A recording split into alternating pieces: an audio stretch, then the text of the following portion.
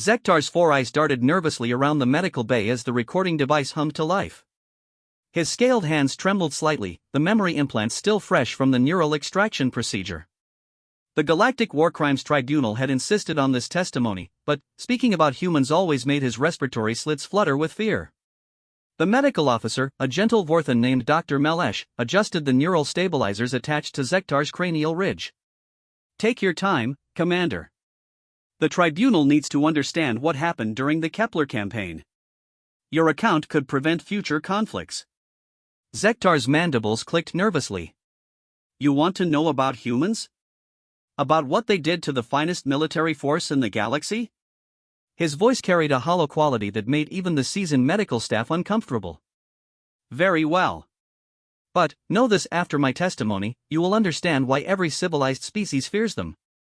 The recording device pulsed with a soft blue light, indicating active documentation. Zektar closed his eyes, allowing the memories to surface despite every instinct telling him to bury them forever. "I was fleet commander of the Zeltharian 3rd Assault Group, the pride of our military. We had conquered 47 systems without a single defeat. Our ships were technological marvels, our soldiers the product of centuries of genetic optimization. When the Galactic Council declared humanity a threat and authorized military action, we volunteered immediately." Dr. Melesh noted the sudden spike in Zektar's stress indicators but remained silent. The commander's testimony was too important to interrupt. The intelligence reports painted humans as primitive creatures who had barely achieved faster-than-light travel. They had no energy shields, their weapons were projectile-based, and their ships looked like metal cans compared to our elegant vessels. The analysis suggested they posed no real threat, they were simply expanding too quickly and needed to be contained. Zektar's breathing became more labored as he continued. "We approached their outer colonies with standard intimidation protocols. A show of force usually convinced lesser species to surrender without bloodshed. The human colony on Kepler 442b had maybe 50,000 inhabitants. We positioned our fleet in orbit and transmitted the standard surrender demand." The alien commander paused, his scaled skin shifting to a deeper purple, a sign of distress among his species. Their response was unexpected. Instead of cowering or attempting to negotiate, they sent back a single message: "Come and take it." 3 words, Zektar whispered, his voice barely audible above the medical equipment's gentle humming. 3 words that should have warned us about what we were dealing with. But we laughed. My officers found their defiance amusing. How could such primitive beings challenge the might of the Zeltharian Empire? Dr. Melesh made a note in her patient file. The neural scans showed Zektar's memory engrams were incredibly vivid, suggesting the trauma had been deeply embedded. Whatever he had witnessed had left permanent scars on his psyche. "We began with standard orbital bombardment of their military installations. Our plasma cannons could vaporize entire city blocks, and we expected quick surrender once they saw our power. But something strange happened: the humans didn't scatter or hide. Instead, they started shooting back." Zektar's mandibles clicked rapidly, a nervous habit he'd developed since the campaign. Their weapons were primitive projectile systems, metal slugs accelerated by chemical explosions. By all calculations, they shouldn't have been able to penetrate our shields. But they did. Somehow, they did. The first indication that something was wrong came when Lieutenant Vexhai reported damage to his cruiser's port shield generators. "Impossible," I told him. "Their weapons can't possibly penetrate our defenses." But the damage reports kept coming. These humans had somehow calculated the exact frequency resonance of our shield matrices and were targeting the harmonic weak points. The medical bay fell silent except for the steady beeping of monitoring equipment. Dr. Melesh had stopped taking notes, completely absorbed in Zektar's account. That should have been our first lesson about human warfare: they don't just fight, they analyze. While we were deploying our forces, they were studying our technology, finding weaknesses we didn't even know existed. But it gets worse. Much worse. Zektar's respiratory slits contracted as he struggled to continue. After 6 hours of bombardment, we received a transmission from the planet's surface. I expected a surrender offer, but, instead, they sent us tactical data. Our own tactical data. Somehow, in the middle of being bombarded, they had hacked into our communication networks and stolen our battle plans. The human who spoke to us was their military commander, a female named Colonel Sarah Chen. She was covered in dust and debris, clearly broadcasting from a bunker under fire, but her voice was calm. Terrifyingly calm. She said, "Commander Zektar, we know you have 47 ships in your fleet. We know your fuel levels, your ammunition counts, and your planned retreat vectors. We also know you've never fought humans before. You should leave now while you still can." Dr. Melesh's tentacles curled involuntarily. The medical records from other human conflict survivors often contain similar accounts of impossible human intelligence gathering, but hearing it firsthand was still unsettling. I was furious at their presumption. How dare these primitives threaten the Zeltharian Third Assault Group? I ordered a full planetary assault. Every dropship we had, every soldier in my command. We would show these humans the price of defying a superior species. Zektar's voice began to shake as the memories became more intense. The landing began normally. Our dropships descended through the atmosphere, and our advanced scouts reported minimal resistance. The humans seemed to have retreated to underground bunkers, exactly as expected. My ground commander, General Thurek, called it a textbook operation. But, as our forces spread out across the planet's surface, things began to go wrong. Small things at first: communication disruptions, equipment malfunctions, soldiers reporting strange noises in the forests around the human settlements. General Thurek attributed it to planetary interference and ordered the advance to continue. The alien's scaled skin had shifted to an almost black color, indicating extreme psychological distress. Dr. Melesh considered stopping the session but knew the tribunal needed this testimony. The first casualties came at dawn on the second day. A full platoon of our elite shock troopers simply vanished during a routine patrol. No distress signals, no weapon discharges, no evidence of struggle. They were there during the 0400 check-in and gone by 0600. 40 of our finest soldiers disappeared without a trace. General Thurek sent search parties, but they found nothing. No bodies, no blood, no sign of combat. It was as if the soldiers had been erased from existence. But we did find something else: human footprints.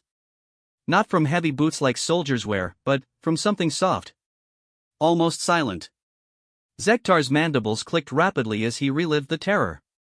The search parties started reporting that they were being watched. Soldiers would glimpse movement in the forests, shadows that seemed to follow them, sounds that didn't belong to any known wildlife. Our troops were elite warriors who had faced death countless times, but something about this planet was different. Something was hunting them. On the third day, we found the first body. Sergeant Kralesh, one of our most experienced non-commissioned officers.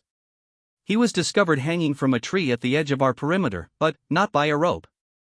By his own equipment straps, arranged in a way that looked almost ceremonial. There were no signs of struggle, no wounds that would have caused death. The medical scanner indicated he had died of shock. Dr. Melesh's medical training kicked in. Shock from what? Fear? Pain? Terror, Zektar replied simply. Pure, absolute terror. The kind that stops the heart. But that wasn't the worst part. The worst part was what they had done to his equipment. His weapons had been disassembled and reassembled into a perfect geometric pattern around the base of the tree. Not randomly, but with mathematical precision. Like a message. General Thurek ordered increased patrols and established defensive perimeters around all our positions. We activated our most advanced sensor arrays and deployed aerial surveillance drones. If humans were moving through our territory, we would detect them. Or so we thought. The alien commander's voice dropped to barely above a whisper. The drones started malfunctioning. One by one, they would simply stop transmitting. When we sent recovery teams, they would find the devices carefully dismantled and arranged in those same geometric patterns. Always different configurations, always mathematically perfect, always terrifying. But the humans weren't just playing games with our equipment. They were learning from it. Every drone they captured, every weapon they studied, every piece of technology they examined made them more dangerous. They were reverse engineering our tools faster than we could deploy them. Zektar paused, his breathing becoming more labored. The memory implants were triggering physiological stress responses that the medical equipment was struggling to compensate for. On the fourth day, General Thurek made the decision that doomed us all. He ordered a full assault on the main human settlement. Every soldier, every vehicle, every weapon in our arsenal. He was convinced that overwhelming force would end their resistance quickly. The attack began at dawn.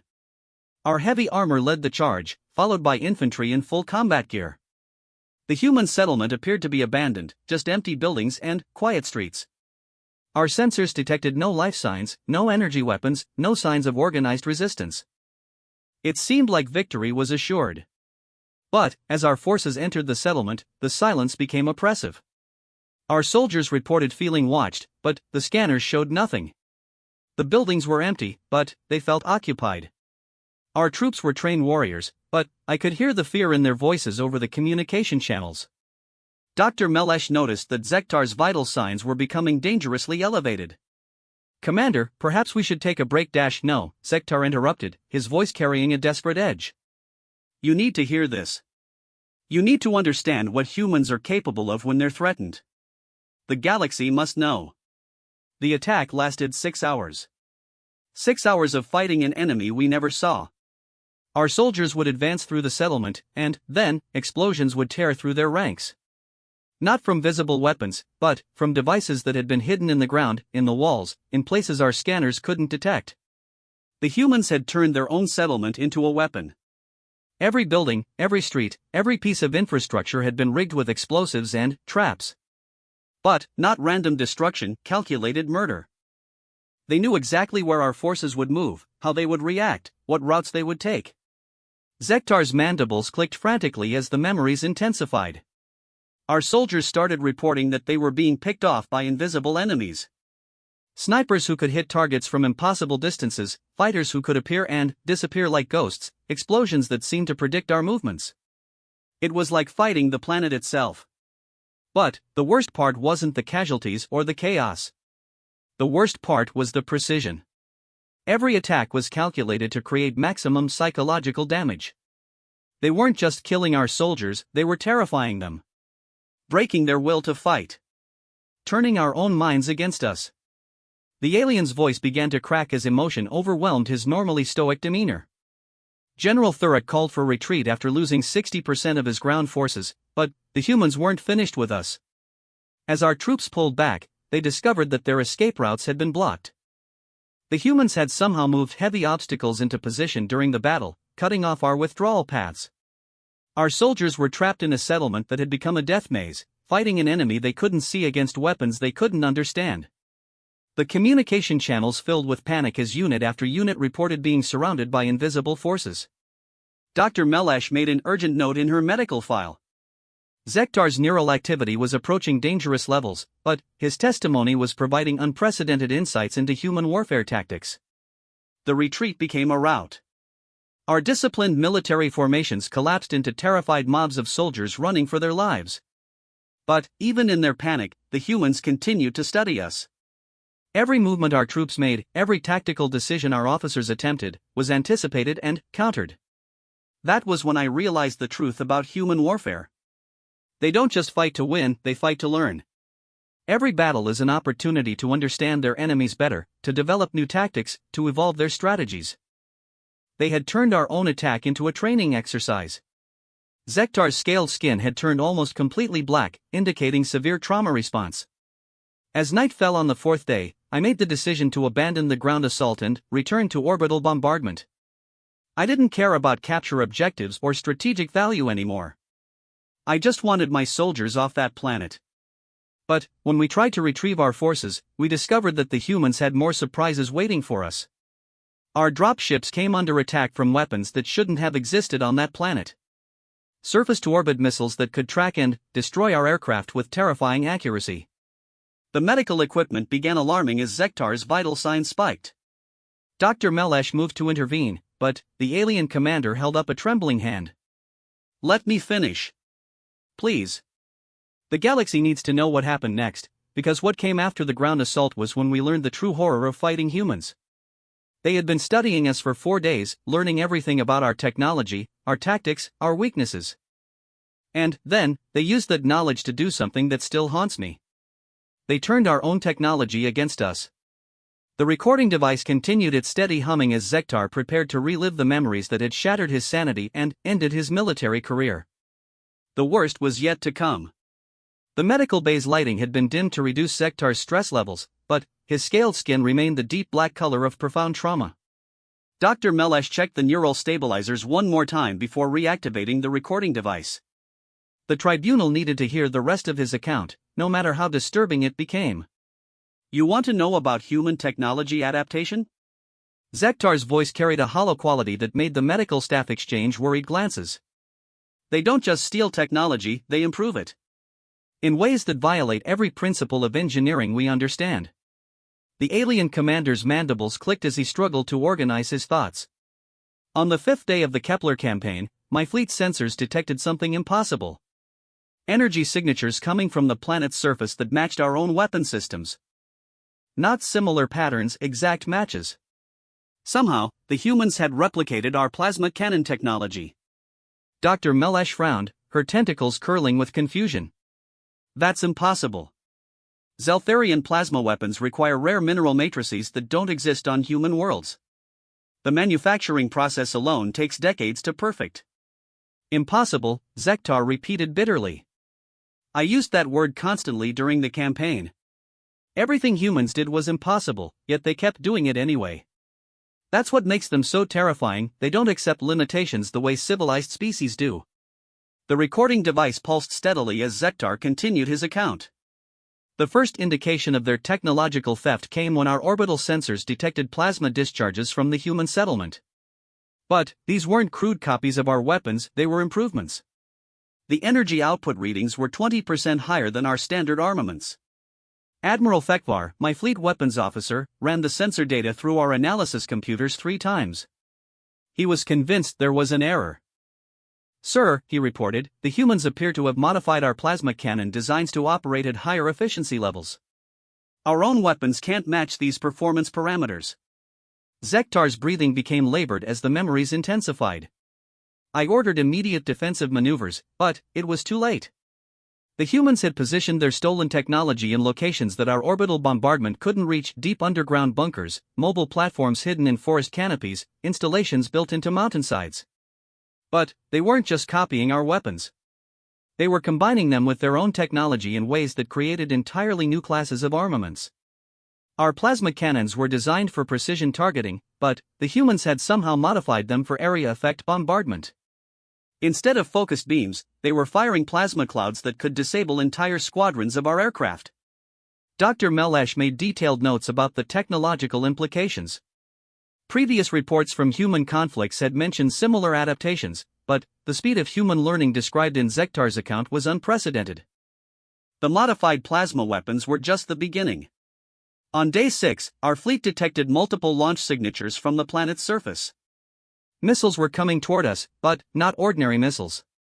These projectiles had been built using components from our own crashed dropships, combined with human guidance systems that were somehow superior to our originals. Zektar's mandibles clicked rapidly as he relived the terror. The missiles moved in flight patterns that defied conventional tactical doctrine. They would approach our ships, then, suddenly, change direction in angles that should have torn them apart. Our defensive systems couldn't track them because they weren't following predictable trajectories. Admiral Fekvar managed to intercept one of the missiles for analysis before it struck our cruiser. The examination results were more frightening than if it had simply destroyed us. The humans had taken our guidance computers and rewritten the software from scratch. Not modified, completely rewritten with code that was more efficient than anything our best programmers had ever created. The alien's voice dropped to barely above a whisper. But the code wasn't just more efficient. It was learning. The missile's computer had been programmed to analyze our defensive responses and adapt its attack patterns accordingly. Every time we shot one down, the others became harder to intercept. Dr. Melesh's tentacles trembled slightly. Learning missile systems? That level of artificial intelligence integration should take centuries to develop. They developed it in 6 days, Zektar replied flatly. 6 days from first contact to deployment of adaptive weapons systems that our civilization has never successfully created. And they did it while under constant bombardment, using stolen technology they had never seen before. The recording device continued its steady documentation as Zektar gathered the strength to continue.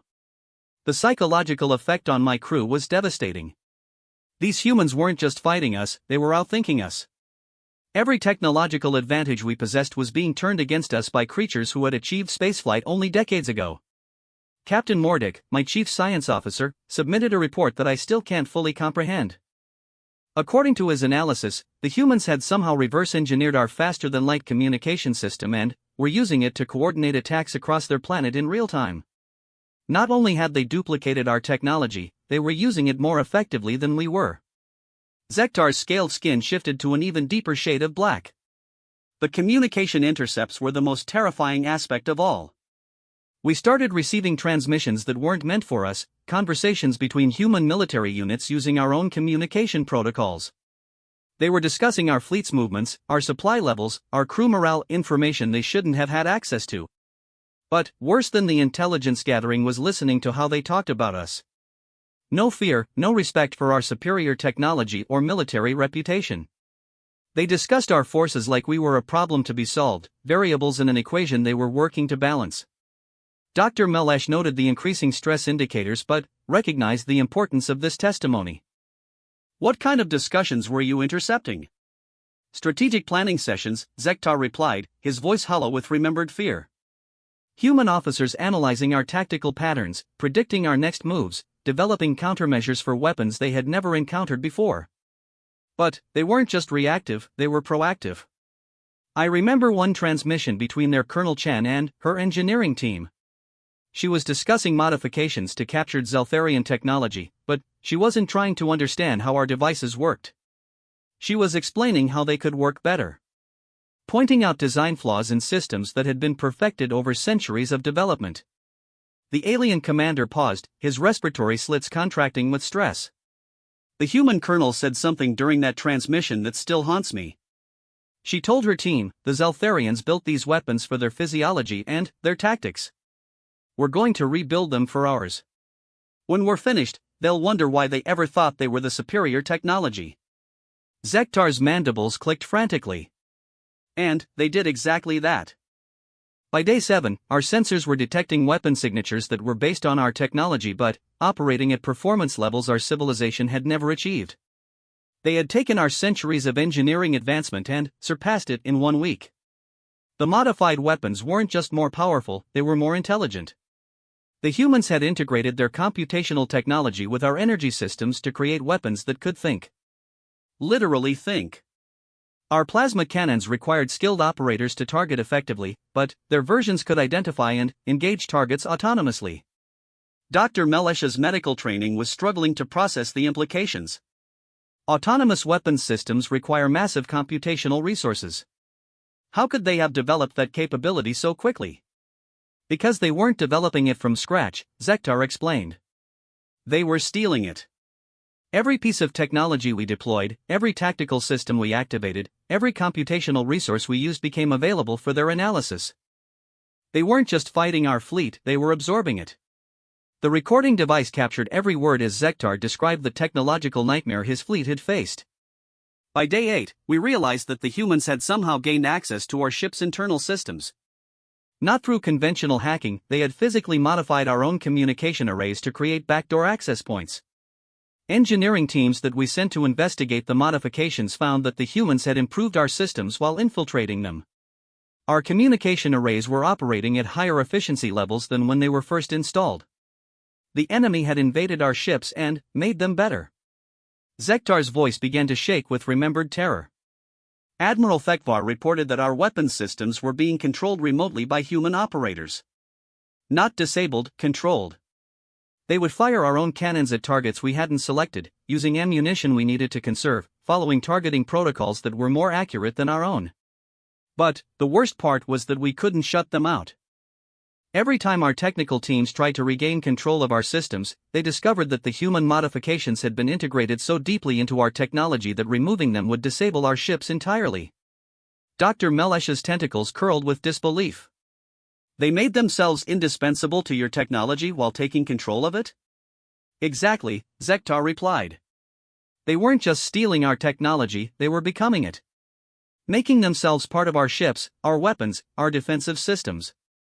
Fighting them became like fighting our own fleet. The alien commander's breathing became increasingly labored as he approached the most traumatic part of his account. On day 9, Colonel Chen contacted me directly using my own communication system. Not through standard channels that could be monitored or blocked, but through a private link that she had somehow established without my authorization. She appeared on my command screen as if she were a member of my own crew making a routine report. Calm, professional, terrifying in her complete lack of fear. "Commander Zektar," she said, "we need to talk." Zektar's mandibles clicked with remembered panic. I tried to cut the communication link, but nothing happened. She had taken control of my command center system so completely that I couldn't even end a conversation she had initiated. I was a prisoner on my own flagship, talking to an enemy who was sitting on a planet I had been bombing for over a week. Colonel Chen's message was simple but terrifying. She told me that my fleet's technology had been completely compromised, that human teams had infiltrated every system we possessed, and that continuing the attack would result in the complete destruction of my forces. The recording device continued its documentation as Zektar relived the moment his military career had ended. But she wasn't threatening me. That was the most frightening aspect of the entire conversation. She was explaining a situation, like a teacher helping a student understand a difficult concept. She said, "Commander, your species builds excellent technology, but you design it for predictable conflicts against civilized opponents. You've never fought an enemy that can learn and adapt faster than you can deploy countermeasures. We're not trying to match your technology, we're trying to surpass it." Dr. Melesh's medical equipment registered massive spikes in Zektar's stress levels. "What did you say to her?" "Nothing," Zektar replied. "What could I say?" She was right. In 9 days, these humans had gone from primitive resistance fighters to technological superiors who controlled our own fleet better than we did. I had no response to that level of advancement. But Colonel Chen wasn't finished. She activated display screens throughout my ship that I didn't even know existed, showing me real-time images of human teams working inside captured Zeltharian technology. They had built an entire research facility underground, staffed with hundreds of engineers who were systematically analyzing and improving every piece of equipment we had brought to their planet. Zektar's voice cracked with emotion. The images showed humans working alongside our technology as if they had built it themselves. They weren't just using our equipment, they understood it better than we did. I watched human engineers pointing out design flaws in weapons that represented centuries of Zeltharian advancement. Colonel Chen explained that her teams had identified 17 major inefficiencies in our plasma cannon systems, 12 structural weaknesses in our ship armor, and 34 software vulnerabilities in our tactical computers. She offered to share their improvement recommendations with us. The alien commander's scaled skin had turned completely black, indicating maximum psychological distress. She was offering to help us improve our own technology. After stealing it, reverse engineering it, and surpassing it, she wanted to teach us how to build better versions. Dr. Melesh could barely process the implications. What was their goal? What did they want from your fleet? That was the question that terrified me most, Zektar replied. Because when I asked Colonel Chen what the humans wanted, her answer was the most frightening thing I had ever heard. She smiled, Zektar whispered, his voice barely audible above the medical equipment. She smiled and said, "We want to be friends, Commander. We want to learn from you, and we want you to learn from us." This conflict was never about conquest, it was about contact. And now that contact has been established, we can begin the real work of building something better together. The recording device captured the long silence that followed as Zektar struggled to continue his account. The most traumatic revelations were yet to come. Dr. Melesh increased the dosage of neural stabilizers flowing through Zektar's cranial implants. His vital signs had stabilized slightly, but the deep black coloration of his scaled skin indicated that the most traumatic memories were still to come. The recording device hummed quietly as the alien commander prepared to continue his testimony. "You want to understand the true horror of human warfare?" Zektar's voice carried a hollow quality that made the medical equipment seem unnaturally loud. "It's not their weapons or their tactics. It's their capacity for transformation. They don't just fight wars, they evolve through them." The alien's mandibles clicked nervously as he struggled to organize his thoughts. After Colonel Chen's offer of friendship, I thought the worst was over. I was wrong. What happened next showed me that humans don't make friends, they make partners. And the process of becoming partners with humans is more terrifying than being their enemies. Dr. Melesh noted the strange contradiction in Zektar's statement but remained silent. His testimony was providing insights into human psychology that the tribunal desperately needed to understand.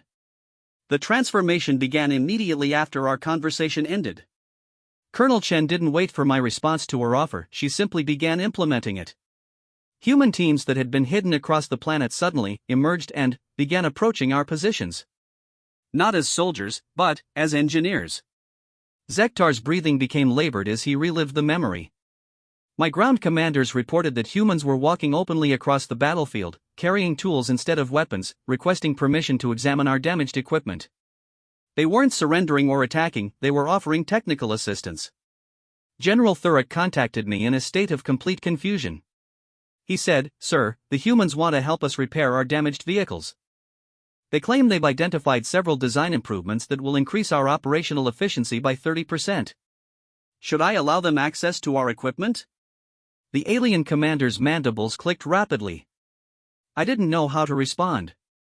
In all my military training, no one had prepared me for an enemy that wanted to improve my technology while we were still fighting. But the humans weren't waiting for permission, they were already working. Dr. Melesh made detailed notes about the human behavior patterns Zektar was describing. What kind of improvements were they offering? Everything, Zektar replied. They had solutions for problems we didn't even know existed. Power efficiency modifications that could extend our operational range by 40%. Armor upgrades that would provide better protection using materials they had synthesized from local resources. Communication enhancements that would eliminate the interference patterns we had been experiencing. But they weren't just offering improvements, they were demonstrating them. Human engineers would approach our damaged equipment, explain what they intended to do, and then proceed to make modifications that worked exactly as promised. Our soldiers watched in amazement as their broken weapons became more powerful than when they were new. Zektar's voice began to shake with remembered confusion. General Thurrock sent me video recordings of human teams working alongside our soldiers. Not as prisoners or conquered enemies, but as colleagues. They were teaching our personnel how to maintain the improvements they had made, sharing technical knowledge that our civilization had spent centuries trying to develop. The recording device captured every word as Zektar described the psychological impact of human cooperation. The effect on my troops was devastating. These soldiers had been trained to fight inferior enemies, but suddenly, they were being helped by creatures who understood their equipment better than they did. Sergeant Vekhai, one of my most experienced non-commissioned officers, submitted a report that I still can't fully comprehend. He wrote, "The humans have shown me 17 ways to improve the efficiency of my pulse rifle. Not modifications that require special parts or complex procedures, but simple adjustments that make the weapon more accurate and reliable. I've carried this rifle for 12 years, but I never understood how it really worked until a human engineer explained it to me." Dr. Melesh's tentacles curled with disbelief. They were teaching your soldiers how to use their own equipment more effectively? Yes, Zektar confirmed. But it was worse than that. They were teaching us how to think about technology differently. Zeltharian military doctrine emphasizes following established procedures and maintaining equipment according to specifications. The humans showed us that specifications are just starting points. The alien commander's scaled skin remained black as he continued his account. Within 48 hours of Colonel Chen's offer, my entire ground force had been transformed. Not conquered or defeated, but upgraded. Human engineers working alongside Zeltharian soldiers had created hybrid teams that were more effective than either species could achieve independently. The humans weren't trying to replace our technology, they were trying to perfect it. Every weapon system, every piece of equipment, every tactical protocol we used became the subject of collaborative improvement projects between human and Zeltharian personnel. Zektar paused, his breathing becoming more controlled as he remembered the strange period of cooperation. But the most disturbing aspect wasn't the technological collaboration. It was watching my soldiers' attitudes change. Within days, they stopped thinking of humans as enemies and started thinking of them as mentors. Captain Jorik, my senior ground officer, submitted a request to extend the mission indefinitely. He wrote, "Sir, the learning opportunities presented by human collaboration are unprecedented. My soldiers have gained more tactical knowledge in 3 days than they acquired in 3 years of formal training. I recommend establishing permanent joint operations with human forces. Dr. Melesh made urgent notes about the psychological transformation Zektar was describing. Your soldiers wanted to continue working with humans? Not just working with them, Zektar replied. Learning from them. The humans had created an environment where collaboration was more rewarding than conflict. My soldiers were experiencing rapid professional advancement through partnership with their former enemies. The recording device continued its documentation as Zektar described the most confusing period of his military career. The situation became even more complicated when Colonel Chen invited me to visit the planet's surface. Not as a prisoner, but as a guest. She wanted to show me the research facility her teams had built using captured Zeltharian technology. I accepted the invitation because I needed to understand what the humans had accomplished. My shuttle was escorted to the landing site by human aircraft flying alongside Zeltharian fighters in perfect formation. Not as guards, but as escorts. The pilots were maintaining friendly communication throughout the flight. Zektar's mandibles clicked as he remembered the surreal experience. The research facility was unlike anything I had ever seen.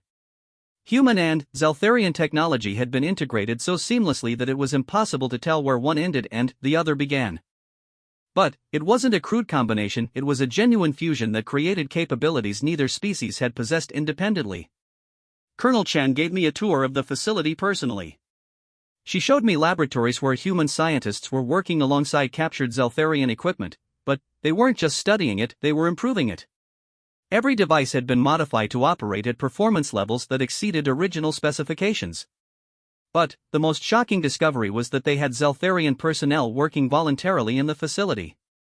Soldiers from my own fleet who had been captured during the ground assault were now serving as technical consultants, helping humans understand the finer details of our technology.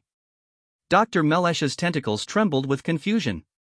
Your own soldiers were helping the enemy? That's what I thought initially, Zektar replied. But, when I spoke with them, I realized they didn't consider humans the enemy anymore. Corporal Dexai told me, Commander, these humans have taught me more about plasma physics in 2 weeks than I learned in 4 years of military academy. They're not trying to steal our technology, they're trying to perfect it. The alien commander's voice carried a note of bewilderment. The captured soldiers weren't prisoners, they were students. The humans had created educational programs that allowed Zeltharian personnel to gain advanced understanding of their own equipment while contributing to improvement projects. Colonel Chen explained the philosophy behind their approach. She said, Commander, we don't believe in zero-sum conflicts. When we fight to learn. When we win by making everyone stronger. Your soldiers aren't our prisoners, they're our colleagues in the greatest engineering project either of our species has ever undertaken.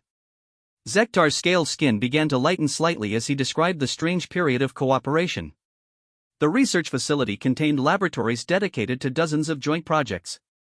Human engineers and Zeltharian technicians working together to solve problems that neither species had been able to address independently. I saw teams developing new propulsion systems that combined human creativity with Zeltharian precision. Communication arrays that used human adaptive algorithms with Zeltharian hardware reliability. Weapon systems that integrated human tactical flexibility with Zeltharian engineering excellence. The recording device captured the wonder in Zektar's voice as he described achievements that seemed impossible. But the most impressive project was their work on consciousness integration. The humans had somehow developed interfaces that allowed direct mental connection between different species' neural systems. Dr. Sarah Martinez, Colonel Chen's chief scientist, demonstrated the technology personally. She established a direct neural link with one of my captured officers, Lieutenant Koralesh, and they began collaborating on complex mathematical calculations in real time. Not communicating about the problems, actually thinking about them together. Dr. Melesh's medical training struggled to process the implications.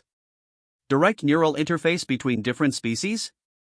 That should be neurologically impossible. Impossible, Zektar repeated. Another word that had lost all meaning during the campaign. The humans had achieved direct mind-to-mind collaboration across species barriers using technology they had developed in less than 3 weeks. Lieutenant Koralesh told me the experience was indescribable. Sir, he said, I could think with human thoughts. Not just understand their ideas, but actually experience their mental processes. And they could experience mine. We were solving problems together that neither of us could solve alone. The alien commander's mandibles clicked as he remembered the disturbing implications. But the neural interface technology wasn't just for research collaboration. The humans were using it to understand us. Not just our technology or our tactics, but our psychology, our motivations, our fears, our hopes. Dr. Martinez explained that they had developed detailed psychological profiles of every Zeltharian in their facility. Not through interrogation or observation, but through direct neural contact. They understood us better than we understood ourselves. Zektar's voice began to shake again as he approached the most traumatic revelation. Colonel Chen used the neural interface technology to show me something that changed my understanding of the entire conflict. She connected my mind directly to the human collective consciousness that was coordinating their military response. For 10 minutes, I experienced war from a human perspective. Not just their tactics or their strategies, but their emotional relationship with conflict itself. And what I discovered was more terrifying than any weapon they had developed. Dr. Melesh leaned forward, recognizing that this might be the key insight the tribunal needed. What did you experience? Joy, Zektar whispered, his voice barely audible. They were enjoying the conflict. Not the killing or the destruction, but the challenge. The opportunity to learn, to grow, to become something more than they had been before. For humans, war isn't just a tool for achieving objectives, it's a catalyst for revolution. Through the neural link, I could feel their collective excitement as they solved each new tactical problem we presented. Every weapon we deployed, every strategy we attempted, every technological advantage we revealed became a puzzle for them to solve. And solving those puzzles made them stronger, smarter, more capable. The recording device continued its documentation as Zektar described the most disturbing aspect of human psychology. But they weren't just learning from our technology. They were learning from us. Our thought patterns, our problem-solving approaches, our scientific methodologies, everything that made us distinctly Zeltharian was being absorbed and integrated into their collective knowledge. Colonel Chen explained that this had been their goal from the beginning. They hadn't been defending their planet, they had been inviting us to teach them. The entire conflict was an educational opportunity disguised as a military campaign. Zektar's mandibles clicked frantically as he relived the moment of realization. When the neural link ended, I understood the true horror of fighting humans. They don't just defeat their enemies, they absorb them. Every conflict makes them more like the species they fight, while remaining fundamentally human. I asked Colonel Chen what would happen to my fleet and my soldiers. Her response was the most terrifying thing I had ever heard. She said, they'll go home as ambassadors for a new kind of relationship between our species. But they'll never really be purely Zeltharian again. Part of them will always be human now, just as part of us will always be Zeltharian. Dr. Melesh's medical equipment registered massive stress spikes as Zektar approached the climax of his testimony. She was describing cultural assimilation? Worse than that, Zektar replied. Evolutionary integration. The humans hadn't just defeated us, they had begun the process of merging our species into something new. Something that combined human adaptability with Zeltharian precision. Something that was more than either species could be alone. The alien commander's voice cracked with emotion. When I returned to my flagship, I discovered that the integration had already begun. My crew had spent 3 weeks collaborating with human teams, and they were no longer purely Zeltharian in their thinking. They approached problems like humans, solved challenges like humans, even communicated like humans. But they hadn't stopped being Zeltharian. They had become something new, a hybrid consciousness that combined the best aspects of both species. And they were more effective than they had ever been before. Zektar paused, his breathing becoming labored as he prepared to describe the final phase of the campaign. That was when I realized that the humans hadn't been fighting to win a war. They had been fighting to create a new form of life. And they had succeeded. The recording device captured the long silence that followed as Zektar gathered the strength to describe the aftermath of humanity's most terrifying victory, not through conquest, but through transformation. The neural stabilizers hummed softly as Dr. Melesh monitored Zektar's vital signs. His scaled skin had lightened from the deep black of severe trauma to a mottled gray that indicated profound psychological confusion. The recording device continued its steady documentation as the alien commander prepared to describe the final phase of humanity's most terrifying military campaign. The evacuation began on day 21, Zektar said, his voice carrying an odd mixture of relief and regret. But it wasn't a retreat in any sense that military doctrine recognizes. It was a graduation ceremony. Dr. Melesh's tentacles curled with confusion. Graduation ceremony? The humans had spent 3 weeks teaching us how to be better at being ourselves, Zektar explained. When they sent us home, it wasn't because they had defeated us. It was because they had finished improving us. The alien commander's mandibles clicked softly as he organized his thoughts. Colonel Chen personally oversaw the departure of every Zeltharian from the planet's surface. But she didn't just release prisoners or exchange casualties. She conducted individual interviews with each soldier to ensure they understood the modifications that had been made to their equipment and their thinking. Each of my soldiers received a personal briefing packet containing detailed technical specifications for the improvements humans had made to their gear, along with maintenance instructions and upgrade recommendations. But, more than that, they received psychological conditioning reports that explained how their thought patterns had been enhanced through collaboration with human personnel. Zektar's voice carried a note of wonder that seemed inappropriate for a military disaster. Private Lexhi, one of my junior soldiers, showed me his briefing materials. The humans had documented 17 specific improvements to his combat effectiveness, 23 enhancements to his technical knowledge, and 41 expansions to his problem-solving capabilities. But they hadn't just made him a better soldier. They had made him a better Zeltharian. His natural abilities hadn't been replaced or suppressed, they had been amplified and refined through exposure to human methodologies. Dr. Melesh struggled to understand the implications of what Zektar was describing. The humans were deliberately improving your personnel before releasing them? Improving us, teaching us, and sending us home as ambassadors for a new kind of relationship between species, Zektar confirmed. Colonel Chen explained that this had been their strategic objective from the beginning.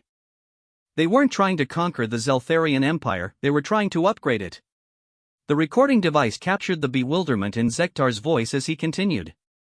The most disturbing aspect was how willing my soldiers were to accept the changes. Sergeant Korak told me, Commander, the humans have shown me capabilities I never knew I possessed. I'm still Zeltharian, but I'm a better Zeltharian than I was before. I want to share this knowledge with our people. Every member of my ground forces had been similarly transformed. Not brainwashed or indoctrinated, but educated and enhanced. They retained their loyalty to the Zeltharian Empire, but they also carried human knowledge and human perspectives back to our civilization. Zektar's scaled skin shifted to a lighter shade of gray as he remembered the strange farewell ceremony. Colonel Chen addressed my assembled forces before their departure. She thanked them for their service, not just as soldiers, but as teachers. She said that human understanding of Zeltharian culture and technology had been greatly advanced through our collaboration. But then, she said something that still haunts me. She told my soldiers, you came here as conquerors, but you're leaving as pioneers. You'll return to your people carrying knowledge that will change your civilization forever. Not because we forced it on you, but because you chose to learn it. Dr. Melesh noted the continuing contradiction between Zektar's description of trauma and his account of beneficial outcomes. How did your soldiers respond to this message? With enthusiasm, Zektar replied, his voice carrying deep confusion. They were excited to return home and share what they had learned. They spoke about implementing human engineering techniques, adopting human tactical flexibility, and establishing permanent exchange programs between our species. Lieutenant Thorel, one of my most experienced officers, requested permission to stay on the planet as a permanent liaison. He said, Sir, the learning opportunities here are unlimited. I could spend years studying human innovation methods and barely scratch the surface of their capabilities. The alien commander's mandibles clicked nervously as he approached the most disturbing part of his testimony. But the individual transformations were nothing compared to what the humans had done to my fleet's technology systems. During the 3 weeks of ground operations, they had somehow infiltrated and upgraded every piece of equipment we possessed. Admiral Thekvar submitted an engineering report that defied comprehension. According to his analysis, human teams had remotely accessed and improved every system on every ship in my fleet. Not damaged or sabotaged, improved. Our weapons were more accurate, our engines were more efficient, our life support systems were more reliable. Zektar's voice began to shake as he relived the technological transformation. But the improvements weren't just random upgrades. They were specifically designed to make our fleet more compatible with human technology. Every modification included interface protocols that would allow seamless integration with human systems. The humans had spent 3 weeks preparing our entire fleet for permanent partnership with their civilization. Not conquest or absorption, but genuine collaboration between equals. They had made us equals by force. Dr. Melesh's medical equipment registered increasing stress levels as Zektar described the scope of human intervention. They modified your entire fleet without your knowledge or permission? With the enthusiastic cooperation of our personnel, Zektar corrected. By the time I realized what was happening, every member of my crew was actively participating in the upgrade process. They weren't being coerced, they were volunteering. Chief Engineer Morak submitted daily progress reports about the modifications being made to our ships. He was excited about the improvements, proud of the collaboration with human teams, and eager to implement additional upgrades. He had become more loyal to the human project than to Zeltharian military protocol. The recording device continued its documentation as Zektar described the psychological impact of systematic enhancement. The worst part was that I couldn't argue with the results. Every modification the humans made improved our capabilities. Every collaboration made us stronger. Every lesson they taught made us more effective. But they weren't just improving our technology. They were improving our culture. Human values like adaptability, curiosity, and collaborative problem-solving were being absorbed by my personnel and integrated into their natural Zeltharian characteristics. Zektar's mandibles clicked rapidly as he remembered the final stage of the campaign. On the last day before our departure, Colonel Chen invited me to participate in one final neural interface session. She wanted to show me humanity's long-term vision for interspecies relationships. I agreed because I needed to understand what they had accomplished. The neural link connected me to a collective human consciousness that was planning the future development of the galaxy. Not human expansion or dominance, but collaborative evolution involving dozens of species. Dr. Melesh leaned forward, recognizing the critical importance of this revelation. What did you see in their future plans? A galactic civilization based on continuous learning and mutual enhancement, Zektar replied, his voice carrying a mixture of awe and terror. They showed me detailed projections of what could be accomplished if all spacefaring species shared knowledge and worked together on common projects. But the terrifying aspect was that they had already begun implementing this vision. The Kepler campaign wasn't their first contact with an alien military force. They had been conducting similar educational conflicts with other species across the galaxy. Zektar's scaled skin darkened slightly as he described humanity's broader strategy.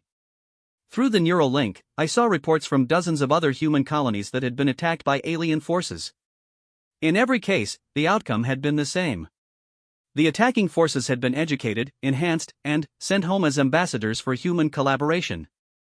The humans weren't defending scattered colonies from random attacks. They were conducting a coordinated campaign to upgrade every military force in the galaxy. One species at a time, one conflict at a time, one transformation at a time. The alien commander's voice dropped to barely above a whisper. Colonel Chen showed me their ultimate objective. They want to create a galactic civilization where every species contributes their unique strengths to common projects. Not through conquest or diplomacy, but through education and enhancement. But they're not waiting for other species to accept their vision voluntarily. They're implementing it through carefully orchestrated conflicts that leave their enemies grateful for the improvements they receive. They're conquering the galaxy by making everyone better. Dr. Melesh's tentacles trembled as she processed the implications. They're using military conflicts as recruitment tools? More than that, Zektar replied. They're using them as transformation engines. Every species that fights humans emerges from the conflict stronger, smarter, and more aligned with human values. Not through coercion, but through education and enhancement. The recording device captured the long pause as Zektar gathered the strength to describe his final conversation with Colonel Chen. Before our departure, she asked me what I planned to tell the Zeltharian High Command about our encounter. I told her I would report the truth that humanity represented the greatest threat our civilization had ever faced. Colonel Chen smiled at my response. She said, "That's correct, Commander. But not the kind of threat you're thinking of. We're not going to destroy the Zeltharian Empire or conquer your people. We're going to make you better than you ever imagined possible." And, after you experience what that feels like, you'll help us do the same thing for everyone else. Zektar's mandibles clicked one final time as he prepared to describe the aftermath of humanity's most successful military campaign. When my fleet returned to Zeltharian space, we discovered that Colonel Chen had been absolutely right. The improvements we carried home would transform our civilization forever. And, despite everything I had witnessed, despite all my fears about human intentions, I found myself looking forward to that transformation. The recording device hummed softly as Zektar concluded the most disturbing phase of his testimony, preparing to describe how humanity's victory had ultimately benefited everyone involved. The medical bay had grown quiet except for the steady rhythm of life support systems and the soft hum of the recording device. Dr. Melesh checked Zektar's neural stabilizers one final time before activating the documentation equipment for the conclusion of his testimony. His scaled skin had settled into a pale silver color that indicated profound contemplation rather than trauma. The return journey to Zeltharian space took 14 days, Zektar began, his voice carrying a strange mixture of melancholy and anticipation. 14 days for my crew to process what they had experienced and prepare to share it with our civilization. But they weren't preparing damage reports or casualty assessments. They were preparing lesson plans. Dr. Melesh noted the fundamental shift in Zektar's demeanor. The terror and confusion that had characterized his earlier testimony had been replaced by something resembling eager anticipation. Every department head on every ship in my fleet spent the journey home documenting the knowledge they had gained through collaboration with human teams. Engineering officers compiled technical manuals describing human innovation methods. Medical personnel analyzed human healing techniques that surpassed our traditional approaches. Even our tactical officers were developing new combat doctrines based on human strategic flexibility. The alien commander's mandibles clicked softly as he remembered the transformation of his fleet. But the most significant change wasn't in our equipment or our procedures. It was in our thinking. My crew had learned to approach problems the way humans do, with curiosity instead of caution, with creativity instead of procedure, with enthusiasm instead of duty. Admiral Thekvar submitted a report that perfectly captured the change in our perspective. He wrote, "Sir, we departed for Kepler as representatives of Zeltharian military superiority. We return as students of human innovation. The question isn't whether we were defeated, the question is whether we can implement what we learned fast enough to benefit our entire civilization." Dr. Melesh made detailed notes about the psychological transformation Zektar was describing. "How did the Zeltharian High Command respond to your return?" With skepticism that quickly turned to amazement, Zektar replied. "Grand Admiral Korvex ordered immediate debriefing sessions for every member of my fleet. He expected to hear reports of military disaster and technological theft. Instead, he heard descriptions of educational opportunities and collaborative advancement. The technical demonstrations were particularly convincing. My engineers showed the high command weapons that operated at efficiency levels 40% above standard specifications. My medical officers presented healing techniques that reduced recovery time by 60%. My tactical teams demonstrated combat strategies that achieved objectives with minimal casualties." Zektar's voice carried growing excitement as he described the impact of his fleet's return. But the real breakthrough came when my crew demonstrated the neural interface technology they had learned from human teams. Direct mind-to-mind collaboration between Zeltharian personnel created problem-solving capabilities that surpassed anything our civilization had previously achieved. Grand Admiral Korvex participated in a neural link session with 3 of my senior officers. For 30 minutes, they collaborated on strategic planning using human-inspired collective consciousness techniques. The results were extraordinary. They developed tactical solutions to problems that had been troubling our military planners for decades. The recording device captured the wonder in Zektar's voice as he described the rapid transformation of Zeltharian military doctrine. Within a week of our return, the High Command had authorized implementation of human-inspired modifications across the entire fleet. Not as emergency measures or temporary experiments, but as permanent upgrades to our standard operating procedures. The psychological impact on our civilization was profound. Zeltharian culture had always emphasized individual excellence and hierarchical authority.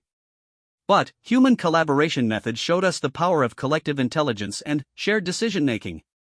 Dr. Melesh struggled to process the implications of what she was hearing.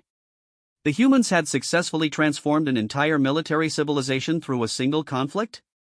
Not just the military, Zektar corrected. The knowledge we brought home spread throughout Zeltharian society.